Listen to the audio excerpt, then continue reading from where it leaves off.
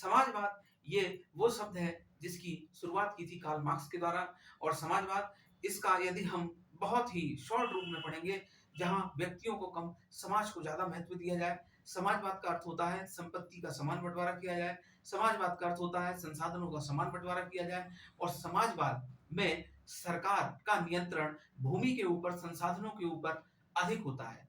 समाजवाद की जो विचारधारा है, इस विचारधारा को कार्ल मार्क्स के बाद बहुत सारे लोगों ने आगे बढ़ाया, लेकिन भारत में जो समाजवाद को जिस व्यक्ति ने आगे बढ़ाया, उसमें एम.एन. रॉय एक बहुत महत्वपूर्ण व्यक्ति थे।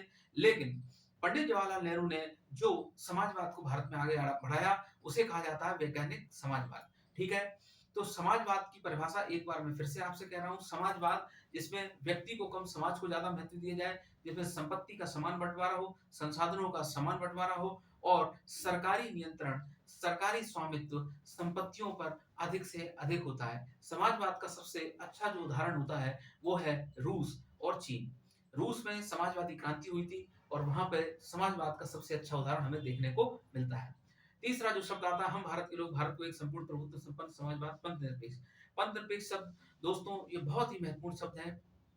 पंथनिरपेक्ष शब्द जो है, इसका मतलब है भारत का कोई भी राजकीय धर्म नहीं है, कोई भी प्रधान धर्म नहीं है। अर्थात भारत में सभी धर्मों को समानता के दृष्टिकोण से देखा जा सकता है, लेकिन यहाँ पर एक बात हमको समझना ज़रूरी है कि हम भारत के लोग भारत को एक संपूर्ण प्रभुत्व संपन्न समाजवाद पंथनिरपेक्ष, ये जो पंथनिरपेक्ष शब्द है, ये आगे जाके इसको संविधान संशोधन करके इसको बदला गया और ये जो शब्द था, इस पंथनिरपेक्ष को धर्मनिरपेक्ष के रूप में जो है इंदिरा गांधी की सरकार के समय इसको बदला गया और 42वें संविधान संशोधन के द्वारा इस शब्द को धर्मनिरपेक्ष के रूप में बदला गया।